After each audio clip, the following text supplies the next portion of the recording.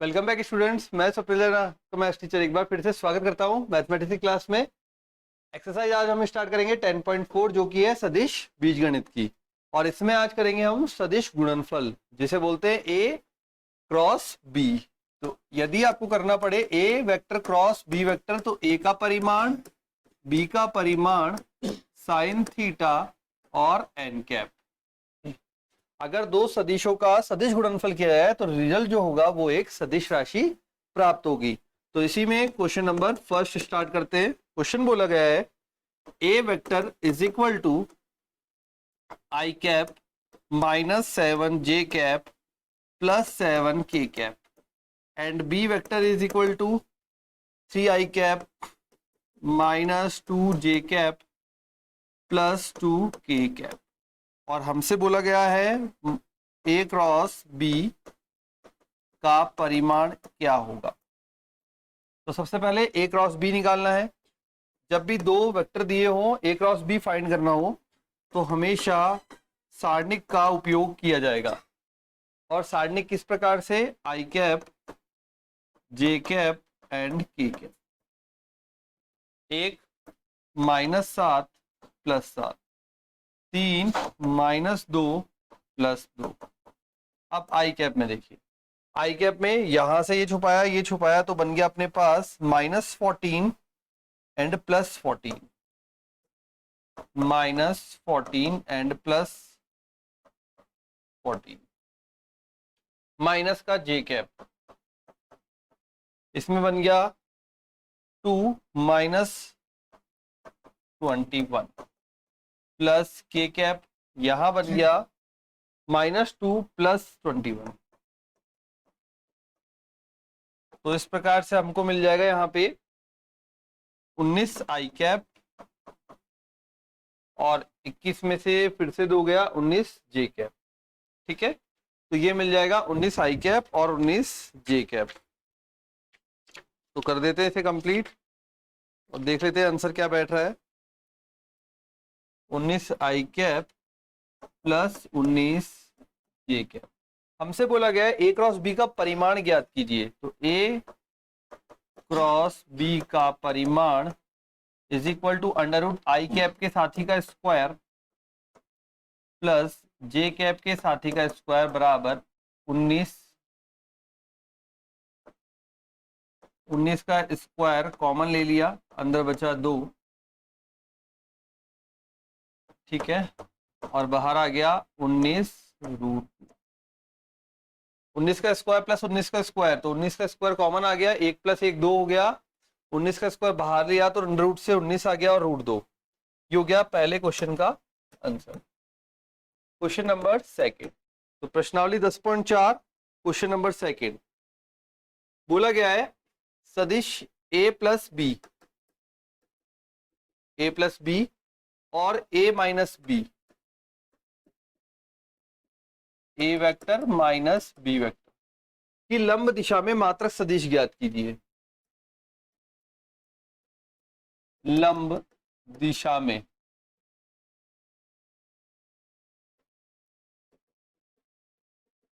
मात्रक सदिश ज्ञात कीजिए। जब अपन को ए वेक्टर दिया हुआ है 3 i cap plus 2j plus 2k और बी दिया हुआ है i + 2j minus 2k, i + 2j minus 2k। तो a + b और a - b की लंब दिशा में मात्रक सदिश ज्ञात करना है। जब भी हमें लंब दिशा में मात्रक सदिश ज्ञात करना हो, वेरी इंपॉर्टेंट क्वेश्चन है। ठीक है, इसे ध्यान रखेंगे। ये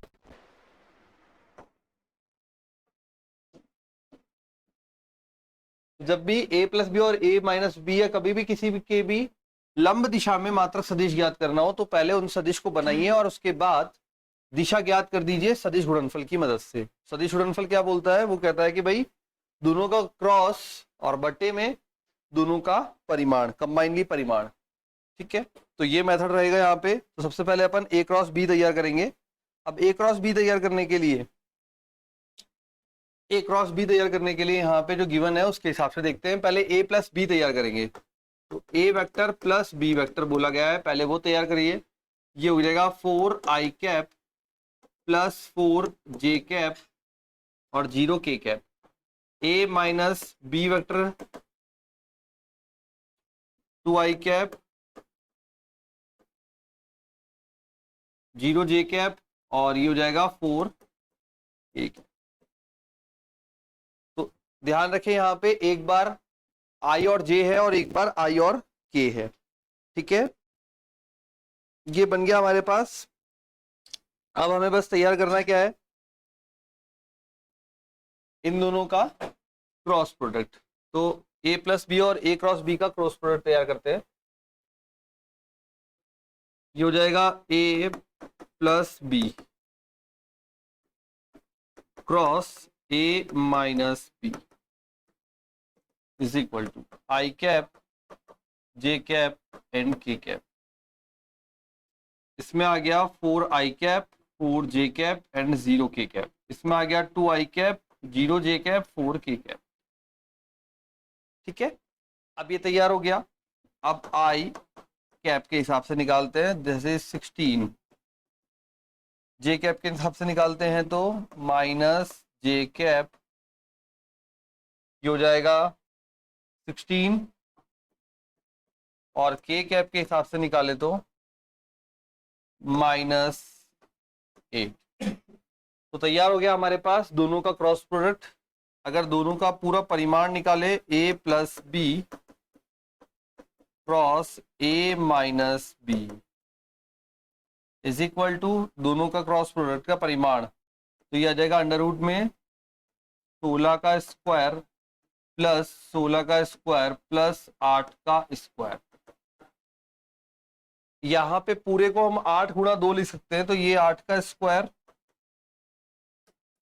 गुणा में 2 का स्क्वायर। 8 का स्क्वायर भाई 16 जो होता है 8 गुणा 2 होता है, तो इसको इस प्रकार से लिख दिया। यहां पर भी सेम किया, 8 का स्क्वायर 2 का स्क्वायर प्लस यहां पे 8 का स्क्वायर। 8 का स्क्वायर अंदर कॉमन लिया तो ये बन गया 8 का स्क्वायर, अंदर बचा 2 का स्क्वायर प्लस 2 का स्क्वायर प्लस 1, तो बन गया 8 गुणा 3 जो कि आ गया 24। तो 24 आ गया इसका परिमाण, और वेक्टर जो आ गया क्रॉस प्रोडक्ट के बाद वो आ गया 16i minus 16j minus 8k। तो लंब दिशा में मात्रक सदिश, लंब दिशा में मात्रक सदिश बराबर सदिश जो तैयार किया क्रॉस प्रोडक्ट से और उसका परिमाण बटे में, तो यह आ जाएगा 16i minus 16j minus 8k बटे में परिमाण 24। 8 कॉमन लेके काट देते हैं तो n कैप आ जाएगा हमारे पास। 8 कॉमन लेके काटा तो ये आ गया 2i बटा 3 माइनस 2j बटा 3 और minus 1/3 final answer.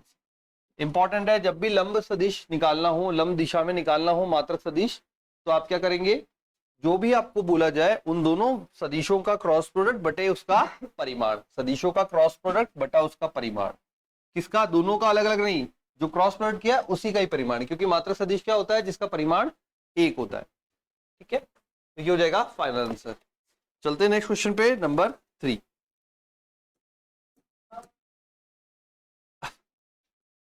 Question number 3।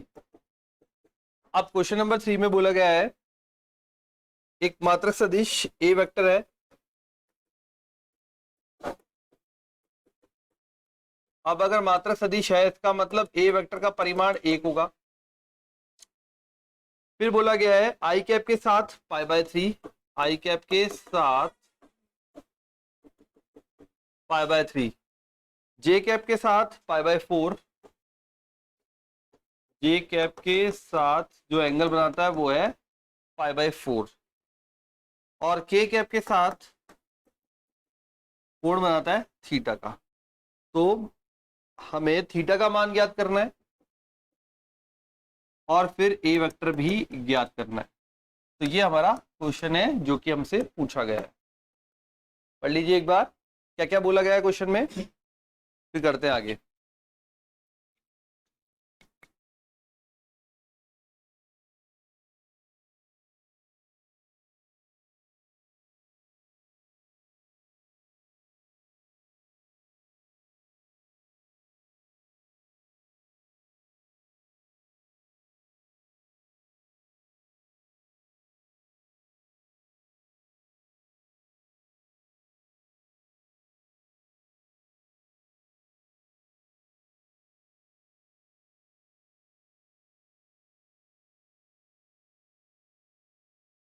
तो यहाँ पे ये हो गया अपने पास एक ए वेक्टर का मात्रा सदिश है यदि ए वेक्टर तो उसका परिमाण 1 होगा। एक चीज ये पता लग गई।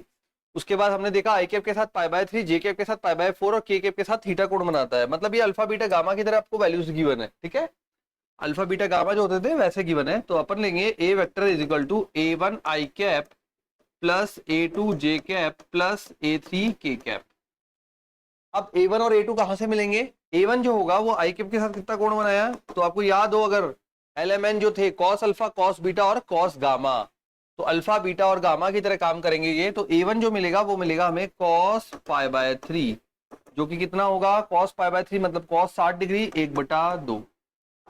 a2 मिलेगा वो होगा कॉस π/4 जो कि देगा हमें 1/√2।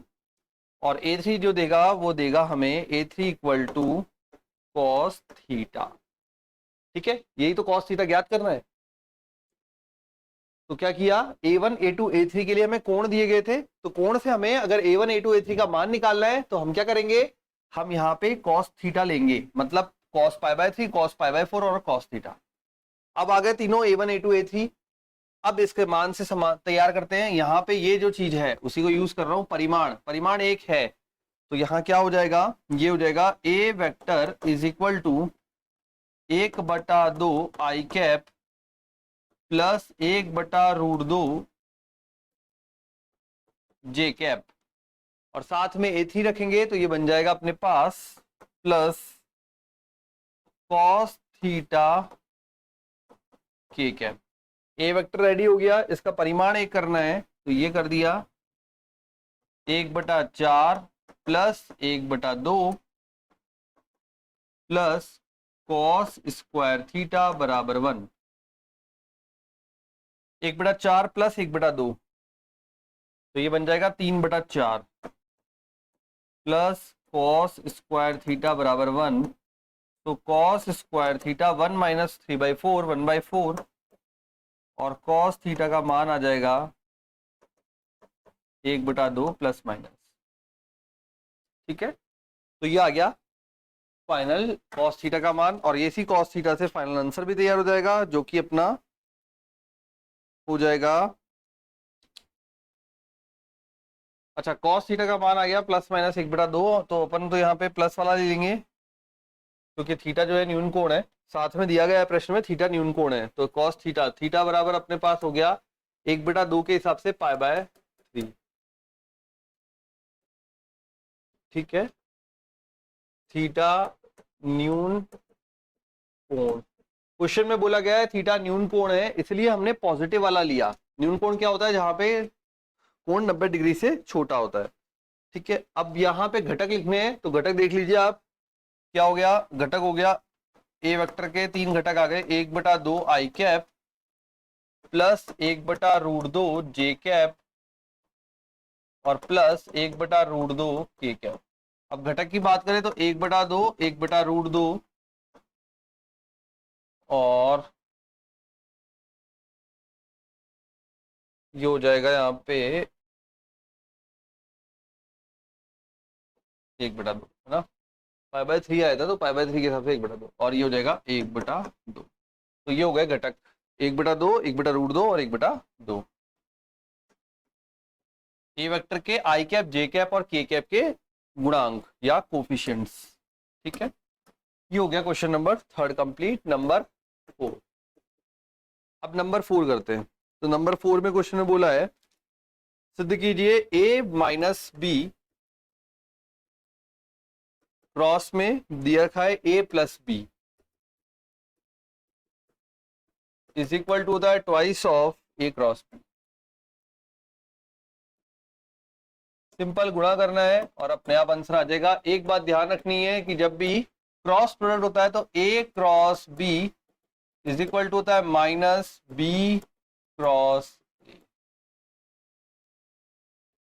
ठीक है, a क्रॉस b जो होता है वो इक्वल टू होता है माइनस b क्रॉस a के। तो ये चीज अपन को यहाँ पे ध्यान रखनी है। अब इसकी मदद से कैसे, तो देखो LHS पार्ट पिक किया, सिद्ध करने वाला क्वेश्चन है, LHS पार्ट पिक किया। LHS में सिंपली a को a से मल्टीप्लाई किया, that is becomes a cross a। फिर उसके बाद a को b से मल्टीप्लाई किया तो प्लस का बना a cross b, then minus b cross a and then minus b cross b। ठीक है, अब ये a cross a that is 0, same to same के साथ 0 होता है, ये हो जाएगा plus a cross b। Already बता दिया माइनस b क्रॉस a को हम a क्रॉस b लिख सकते हैं, तो plus a cross b and this again 0। इन दोनों को कंबाइन करते हैं तो आंसर आ जाएगा twice of a cross b। ठीक है, तो यहां कंप्लीट होता है क्वेश्चन नंबर 4 जो कि सिद्ध करना था हमें।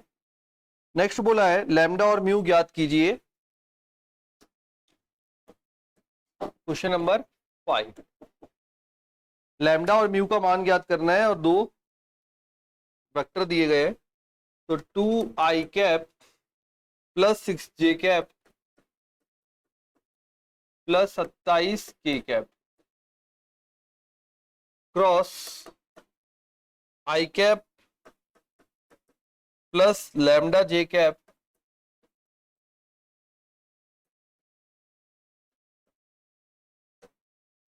लैम्डा j कैप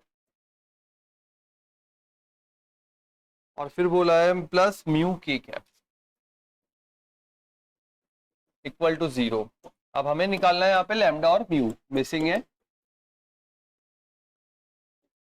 इजी सा प्रश्न है, केवल आपको यहाँ पे क्रॉस प्रोडक्ट परफॉर्म करना है।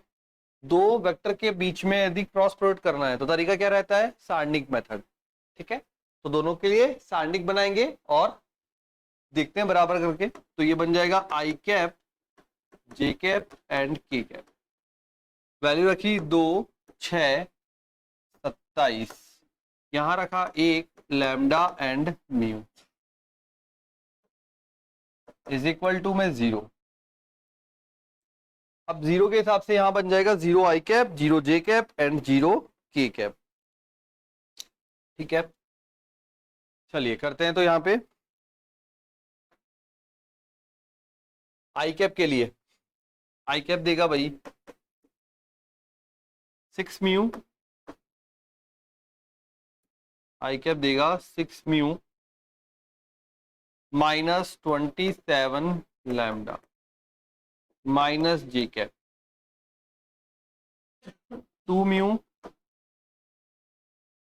Minus 27 plus K cap 2 lambda minus 6 equal to 0। अब ये 0 का मतलब क्या है, यहाँ पे 0 आई कैप 0 जे कैप एंड 0 के कैप।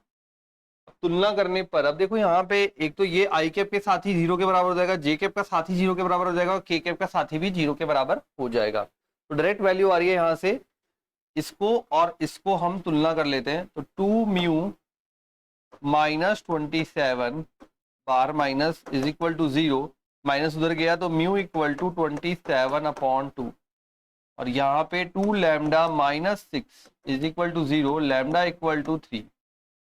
तो ये आ गया आंसर। सिंपल सा क्वेश्चन था, दोनों के बीच में क्रॉस प्रोडक्ट परफॉर्म किया और तुलना कर दी तो लैम्डा और म्यू का मान तैयार हो गया। यहाँ होता है क्वेश्चन नंबर 5 कंप्लीट। नेक्स्ट अगला क्वेश्चन है नंबर 6, दिया हुआ है एक डॉट बी बराबर 0, ऐसा क्वेश्चन हमने वहां पे भी किया था 10.3 के अंदर, सेम वैसा ही क्वेश्चन आया है, उसी टाइप का क्वेश्चन है। यदि ए डॉट बी बराबर 0, ए डॉट बी बराबर 0 और ए क्रॉस बी बराबर 0, ए क्रॉस बी बराबर 0, तो सदिश ए और बी में क्या निष्कर्ष निकाल सकते हैं? तो देखिए यहाँ पे ए डॉट बी, इससे बनता है ए का परिमाण बी का परिमाण cos थीटा बराबर 0। cos थीटा कब 0? या तो यहाँ पे mod of A equal to 0 या mod of B equal to 0 या cos थीटा बराबर 0। तो यहां से बनता है थीटा बराबर 90 डिग्री। ठीक है, 3 रिजल्ट आ रहे हैं, या तो ये 0 या ये 0 या फिर थीटा बराबर 90 डिग्री। अब उस वाले साइड पे आते हैं, ए क्रॉस बी। तो ए क्रॉस बी के हिसाब से बनता है ए का परिमाण बी का परिमाण साइन थीटा एन कैप बराबर 0। तो इसमें बनता है या तो ए वेक्टर का परिमाण 0 या फिर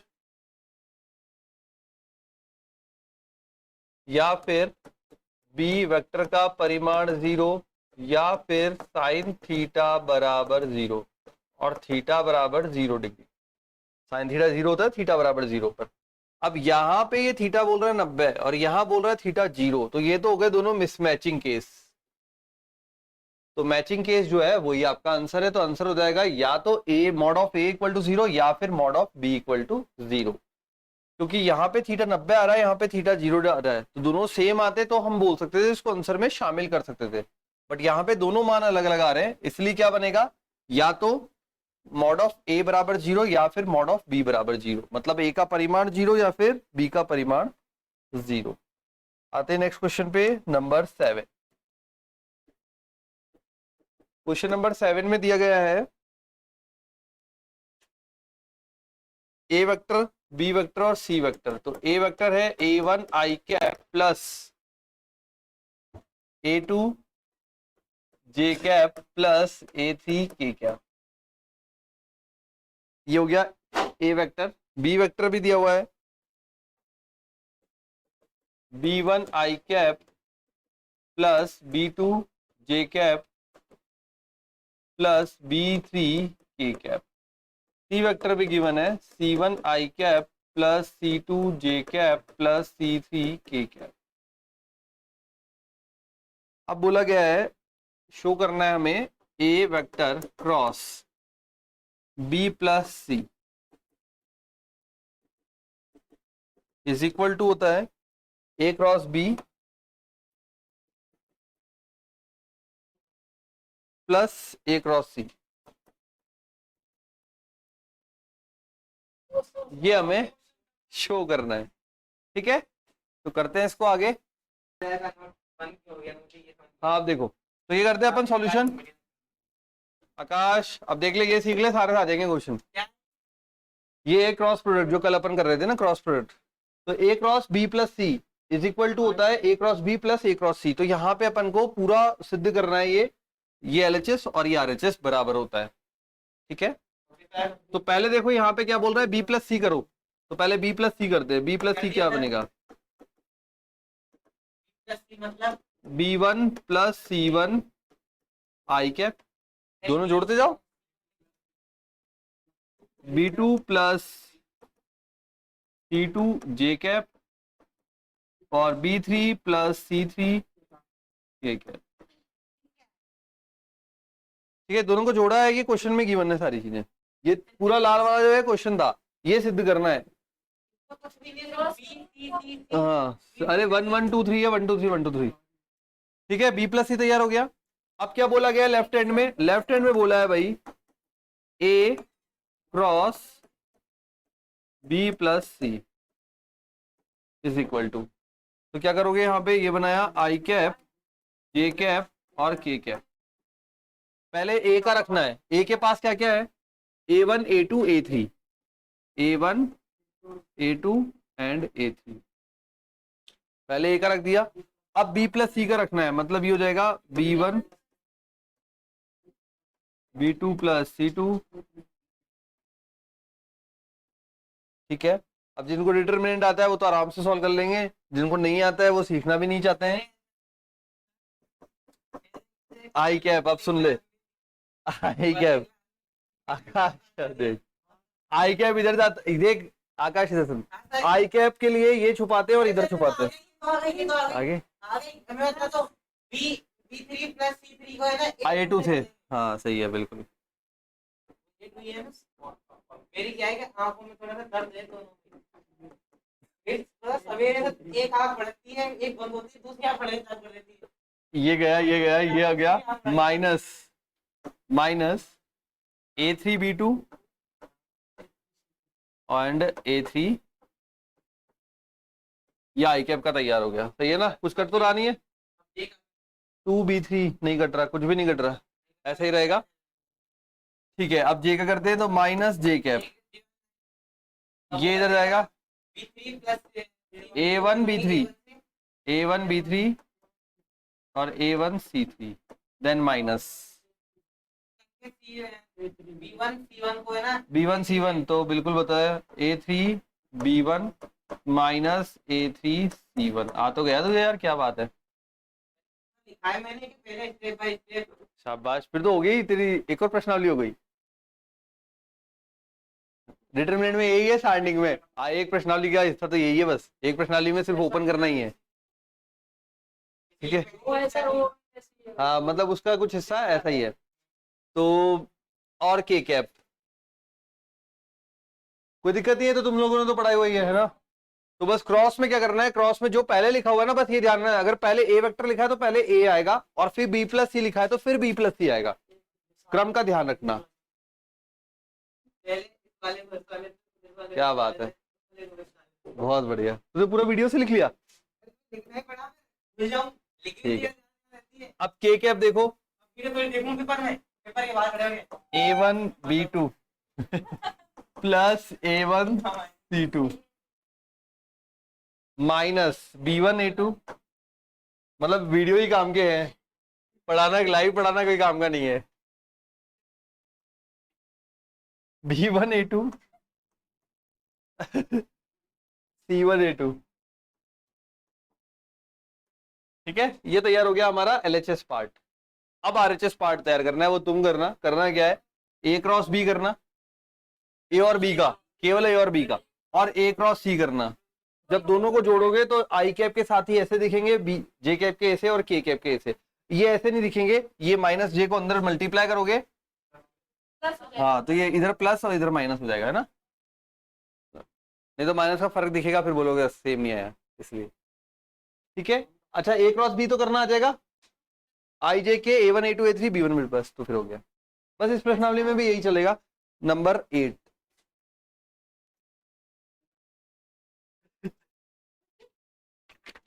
दस पॉइंट आठ, 10.8 का 10.4 का 8वां प्रश्न। क्वेश्चन नंबर 8 में है,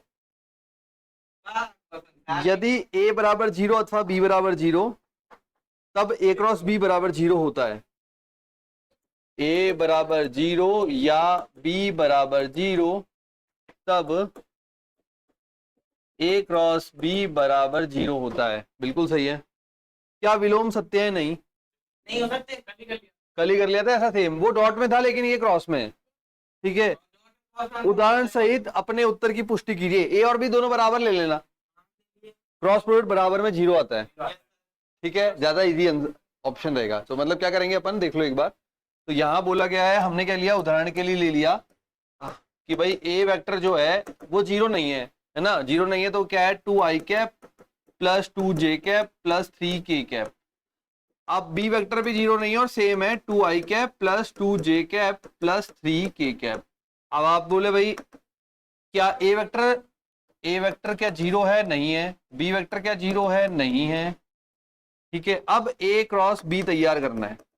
करे तैयार, आई जे एंड के, वैल्यू पटकते हैं, 2 2 3 एंड 2 2 3। हल करते हैं, आई कैप का साथी 6 0 0 और 0, तो ए क्रॉस बी तब भी 0 आ रहा है, वो यही बोल रहा है कि ये होने पर ये होता है। तो अगर ए क्रॉस बी जीरो है तो ये जरूरी नहीं है, अगर ए क्रॉस बी जीरो है तो ये जरूरी नहीं है कि ए जीरो हो बी जीरो हो, है ना। उनकी वैल्यू भी हो सकती है, जैसे हमने ली है वैल्यू भी वो जीरो हो सकते हैं, बस यही वर्ड, इनकी वैल्यू होने के बावजूद भी ये जीरो हो सकते हैं, बिल्कुल सही, यही वो पूछना। ठीक है, दोनों को सेम ले लेना, सबसे एग्जाम्पल है ये, बदल दोगे तो फिर जीरो नहीं बैठेगा, तो कहाँ तक एडजस्ट करते रहोगे, सब दोनों को सेम ले लेना। हाँ, थोड़ा कम करो, कम कम में तो निकल जाता। नंबर 9, नंबर 9 उस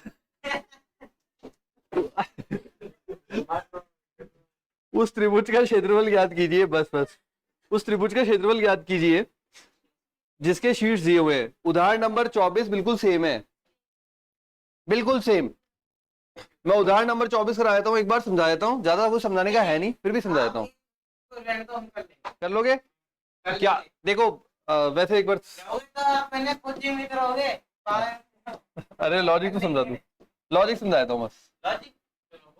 ये ए, ये बी और ये सी, ठीक है, ए बी सी है हमारे पास। आपको बिंदु दिए हुए होंगे, इसका भी दिया हुआ है, इसके भी निर्देशांक दिए हुए हैं, इसके भी निर्देशांक दिए हुए हैं, ठीक है। अब आपको यहां पर बस दो भुजा, देखो क्षेत्रफल किससे निकल रहा है, इससे निकल रहा है ए बी और ए सी, ठीक है। तो यहां पे मेथड होता है ए 1/2 ए बी क्रॉस ए सी, ये होता है त्रिभुज का क्षेत्रफल का सूत्र।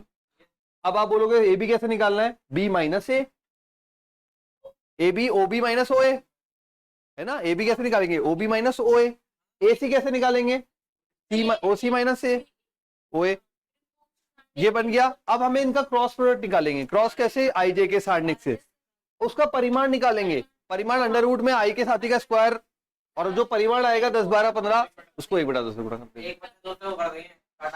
ठीक है, समझ गए वापस। तो ये ही प्रश्न नंबर 8 में 9 में करना है, और वैसे उदाहरण नंबर 24 है, सेम टू सेम, और इंपॉर्टेंट है, मैंने पहले भी लगवाया है ना, तो इंपॉर्टेंट है, ध्यान रखना इस बात का भाई, इंपॉर्टेंट है क्वेश्चन। त्रिभुज का क्षेत्रफल का सूत्र मतलब वैल्यू आ जाती है, त्रिभुज का क्षेत्रफल ज्ञात कीजिए, तो ये आ गया। अब कौन सा बच गया भाई, नंबर 10, क्या बोला है नंबर 10 में, समांतर चतुर्भुज के लिए उदाहरण नंबर 25। समांतर चतुर्भुज का होता है डायरेक्ट क्वेश्चन नंबर 10 में, समांतर चतुर्भुज होता है ए क्रॉस बी का परिमाण। इसे दो फॉर्मूले बन गए, दोनों फॉर्मूले लिख के दे रहा हूं।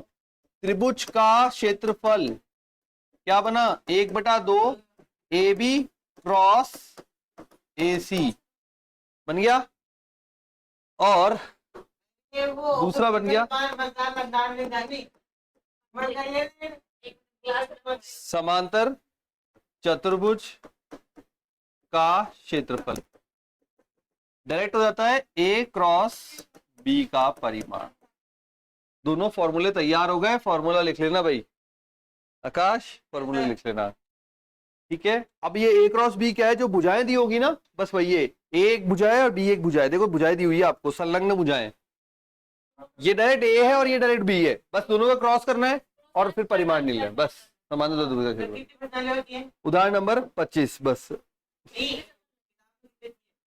1 2 3 4 कैसे कह रहा है, मतलब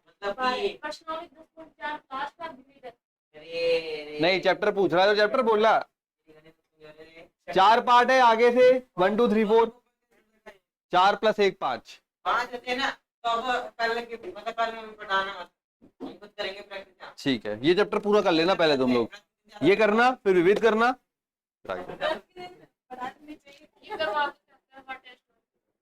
हाँ यार 10 के दिन टेस्ट लेते हैं, कहना सर अत्याचार है हमारे पे।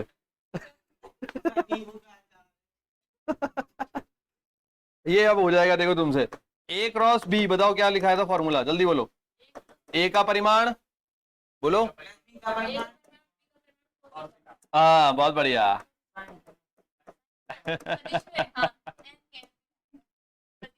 ठीक है, साइन थीटा। अब आपको बोल क्या कह रहे, आप बोल रहा है ये आपको निकालना है, और मात्रक सदिश है, मात्रक सदिश है तो एन कैप का मान, मात्रक सदिश है तो एन कैप का मान 1 हो जाएगा। ठीक है, ए का परिमाण दिया हुआ है अपन को, कितना दिया है भाई, 3 दिया है। बी कैप का, बी का परिमाण दिया हुआ है क्या, √2/3।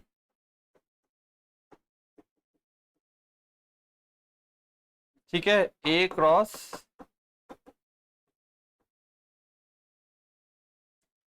साइन थी, अच्छा ये तो कट गया। मात्रक सदिश है तो इसका परिमाण भी क्या हो जाएगा, 1 1।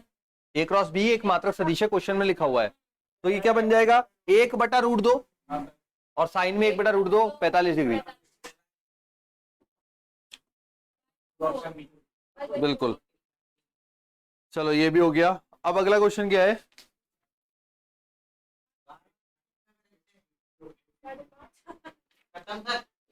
एक आयत के शीर्षों जिनके स्त्री सदिश क्रमशः हैं, इसका क्षेत्रफल ज्ञात करना है। अब आयत के चारों देखे, ए बी सी डी चारों दे रखे। ठीक है, कैसे करें, हाँ बताओ, शाबाश शाबाश शाबाश, यस बहुत बढ़िया, बिल्कुल करेक्ट। ये क्या है, आयत। अब ये क्या बन गया, बन गए ना, ये ए बी और सी और डी,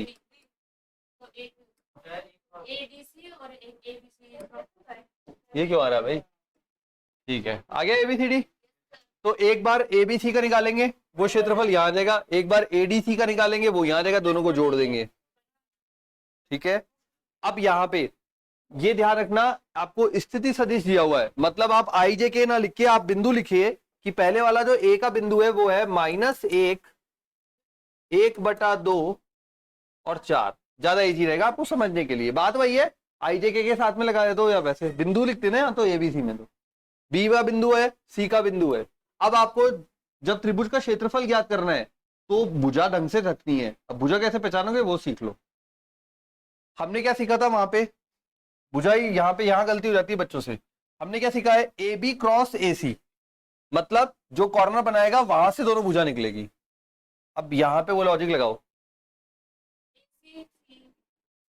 BA BA BC, इसके लिए क्या बनेगा,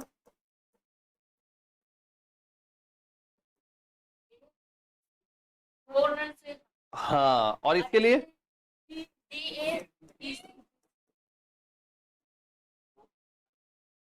हाँ वो तो तुम कर लेना, वैसे बता रहा हूँ, समझ गए। इसका परिमाण और साथ में 1/2, इसका परिमाण साथ में 1/2, वैल्यू आएगी, वैल्यू आएगी, दोनों को जोड़ देंगे। नेगेटिव होता नहीं है क्षेत्रफल, वैसे पॉजिटिव ही आएगा। हो गया, ठीक है, तो यहाँ पे खत्म होती है अपनी प्रश्नावली, है ना, होती है ना, हाँ ठीक है, मिलते हैं अगली क्लास में, तब तक के लिए बाय बाय। ये 12वां क्वेश्चन, ठीक है, 10वां 11वां 12वां, और यहाँ पे थीटा बराबर आ चुका है।